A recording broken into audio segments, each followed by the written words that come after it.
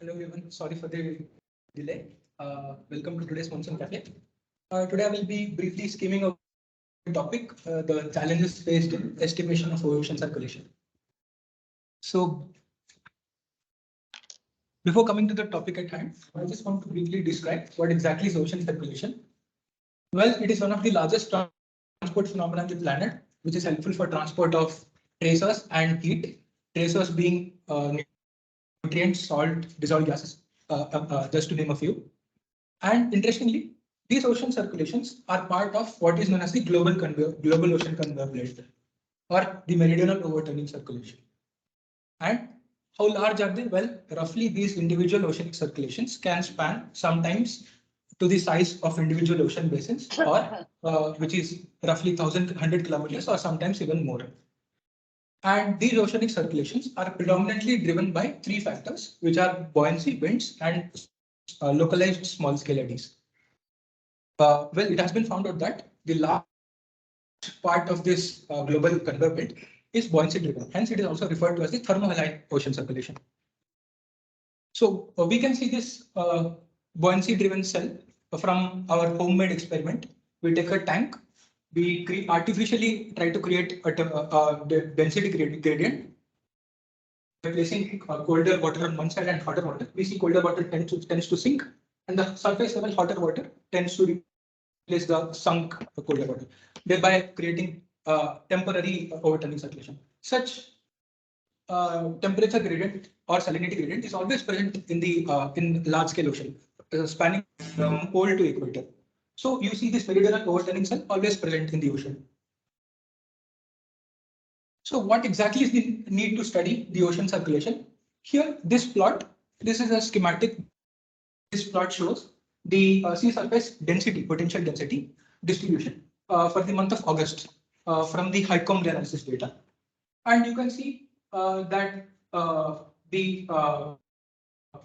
there is the Antarctic circumpolar current, which is part of the Southern Ocean, which is colder, which is denser, and less dense water sitting in the North Indian Ocean. So these overturning circulation, they have a huge impact on the surface distribution of be it temperature, salinity, or other tracers. So, well, how is it helpful for us? Practically, it is helpful to understand the distribution of biogeochemistry, which will be helpful to understand the distribution of fisheries and for paleoclimate studies. And since the overturning circulation distributes the heat and salt, it is helpful to understand the effect which it will have on the monsoon, that is the short-term and long-term weather patterns, which is monsoon and climate warming. Well, of late, however, most of these studies, they take their data, be it from the model simulation or from reanalysis data, that is the ensemble of model and observation data.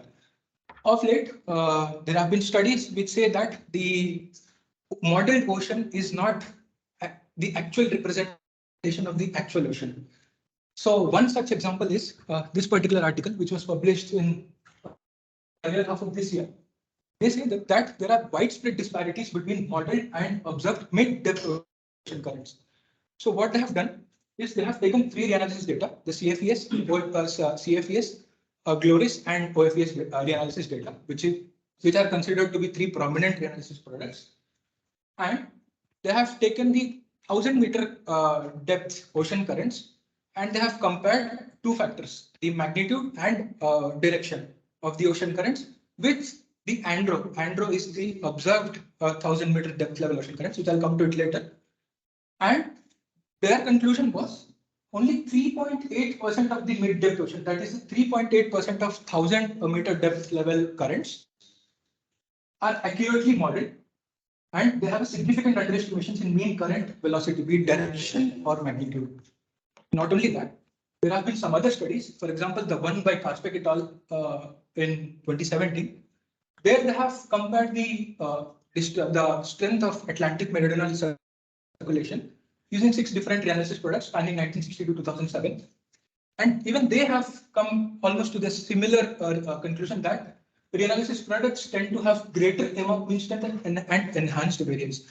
That is, the error propagation from be it in time or in space is very high when it comes to just the amok circulation within these reanalysis products. Not only that, they are less consistent in their year-to-year amok changes. In other words, these reanalysis products say that the amok has already reached or is about to reach a steady state situation. But it is not so. We see that the amok is being hampered by the warming climate, or rather, the amok is trying to slow down with the warming climate. So keeping that in mind, various oceanographers from different institutes, they have come up with a review article trying to answer how to accurately model the ocean, trying to bring it as close to reality as possible.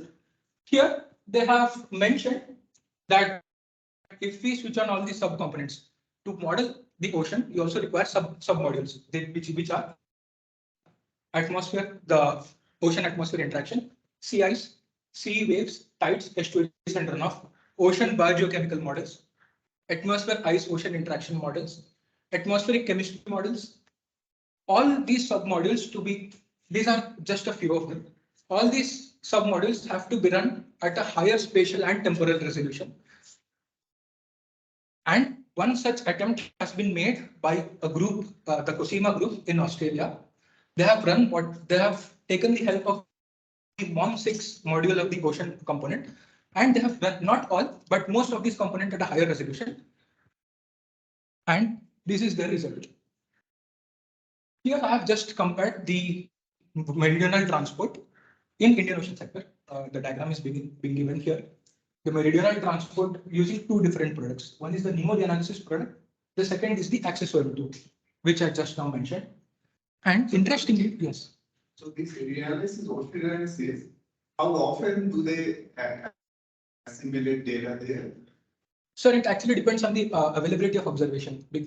And the spatial resolution at which this reanalysis was not yeah. So because what I'm saying is that the amok is such a large scale, longer time scale. Yes. And your assimilation must be much faster than that. Yes. So how can you make error in the amok? No, the error in amok was in just the transport, just for group transport, that there was a mismatch in that. Basically, a mismatch in this quantity. The meridional overturning circulation quantity. Yeah, tell me how much observation is there in the Indian Ocean? Yes. In order to trust the analysis. Yes. Analysis, if it's got very few observations, then it's not analysis, right? Yes. Yes. Tell me how much data is there in that? From India, yes, there are very few data available, especially when it comes to. So it is not analysis, it is observation. Yes, it is just observation. Yeah, okay. So no, the observation is very scarcely available, especially in the Indian Ocean sector. When it comes to observation below 2000 meters depth, okay, you have buoys and fjords. But even the surface, yes, tell me, once you cross the equator, go south to Antarctic, yes, where are the data points? Surface, you have data. You have they have set up some moorings and buoys. How far down to south? They are just 800. Only in Antarctica? No, there are some floating buoys and floating moorings in Antarctica, but the point is they only capture the parameters only up to 800 meters. Okay. So that is why I've started my analysis from 1000 meters. Yeah. So you see that the NEMO analysis says there is a southward transport. The blue corresponds to southward transport, and red is the northward. So there is opposite polarity of transport between these two models, despite running it at a higher resolution and despite following what other oceanographers. These are vertical, is that? Yes, sir, that is vertical. And what are you showing now? Integrating or vertical? Yes. How are you showing vertical? Oh, this is cell-wise integration. This is cell-wise integration. Oh. Integration along each cell. So okay. Yes. And so is the case for the net meridional overturning circulation, which shows a reversal polarity of the circulation. So one way to understand the ocean circulation is not exactly trying to understand the distribution of ocean currents, or rather we try to see how the passive tracers are spread, because the passive tracer tend to follow the ocean isopycnal, that is the density lines. So from the study of the passive tracer distribution, for example, here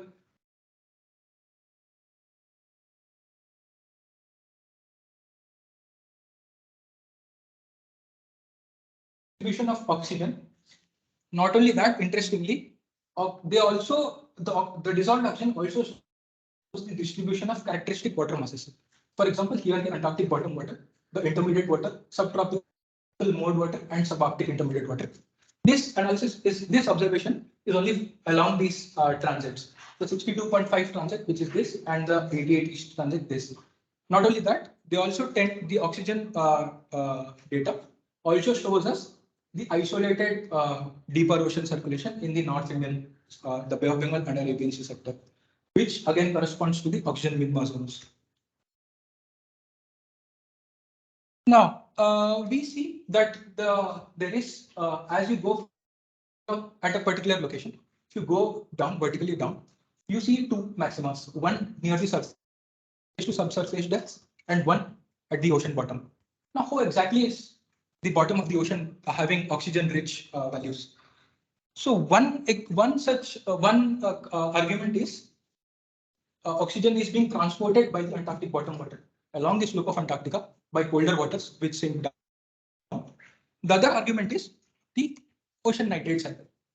That is, you have nitrogen from atmosphere which is being fixed at the ocean surface because of lightning. These dissolved nitrogen gets eaten up by cyanobacteria by nitrogen fixation method, which in turn release nitrates. These nitrates are being consumed by phytoplanktons, which release ammonia and urea as wastes. These ammonia and urea molecules are denser, which sink to the ocean bottom, and these are again in turn eaten up by bacteria in the absence of sunlight, and which in turn produce oxygen and nitrates, and the nitrates follow the cycle. So nonetheless, you do have oxygen as the byproduct. So one argument could be the presence of the aquatic nitrate cycle, which can explain the availability of deeper ocean oxygen-rich values. Now, I have mentioned that the oxygen was the oxygen contours were taken from observation data sets from the Argo program 2000 to 2020. So how exactly do they do that? Is they take help of what is called as a Lagrangian profiler. This Lagrangian profiler, it just acts like a submarine, but it has a sensor. How it acts like a submarine is it has a hydraulic bladder which regulates in and out the water, which regulates its buoyancy, thereby having a control over what depth it can float to. So by doing that, and also they have profiling sensor modules. Depends on the tracer you want to sense. For example, if you want to sense salinity, you have conductivity profiler, and for oxygen, you have chemiluminescence modules.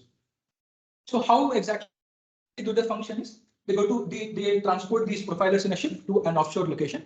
They drop the profiler. The profiler descends to a drifting depth. While descending, the nose of the profiler senses the pressure measurements, temperature, salinity, nitrate, oxygen, just a few. Once it reaches what is called the profiling depth, which depends on the type of profiler.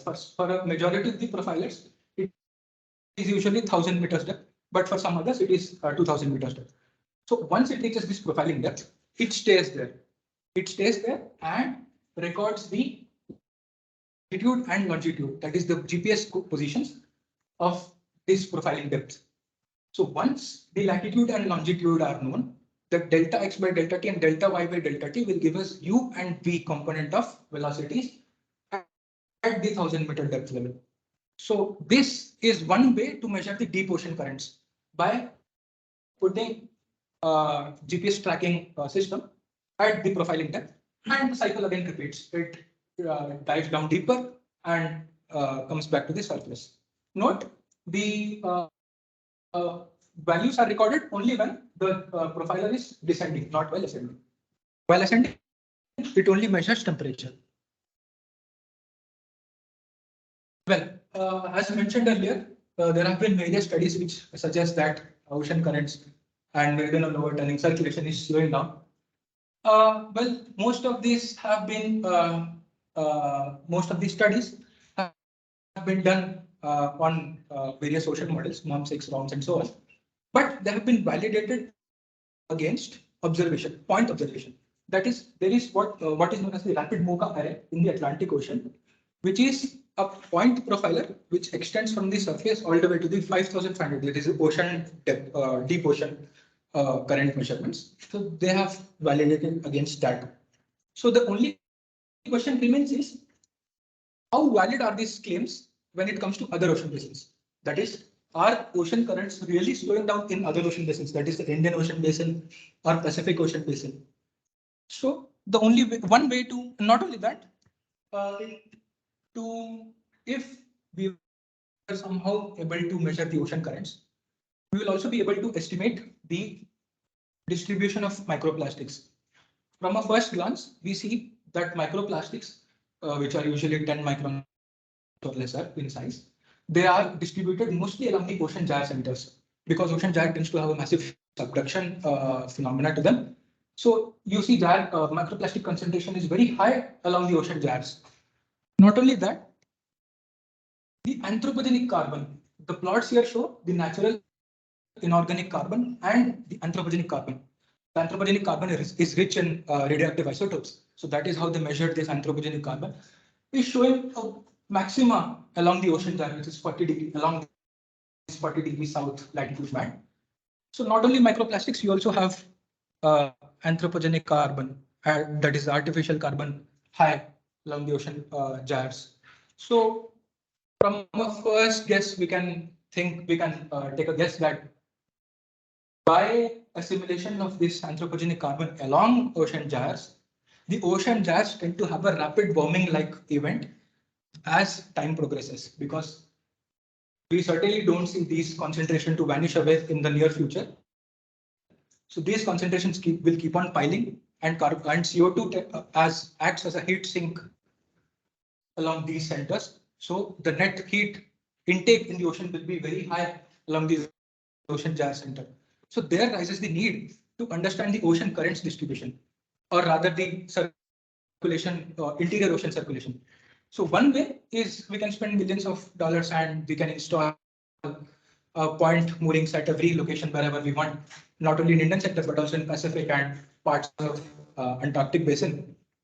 The other way will be to do what is known as geostrophic studies. So here we take an assumption that the tracers, whatever be it, follows the isopycnal coordinates, that is the density, constant density lines. And we take an assumption that interior ocean is mostly geostrophic. And we go on by constructing the geostrophic meridional and geostrophic zonal currents based on the available density profiles. The density profiles are obtained from the temperature and salinity coordinates, salinity values, which are measured from the Argo observation data. So this can be a method where we do not run any model, just take the help of the observation density data. Because you see, this is just a schematic of the Indian Ocean Basin. The plot over here, this panel is a section along the ACC. So you see, no matter where you are, you always tend to have a gradient in density. That is, you always tend to have a d rho by dx value, and so is the case for d rho by dy. So the oxygen, the tracer studies can be done when done well. I don't know how certainly they are going to match, but they can be done by estimating the geostrophic velocities. So that I would like to conclude by saying that, and these are the references that I've used, and thank you. Yeah, very nice talk, very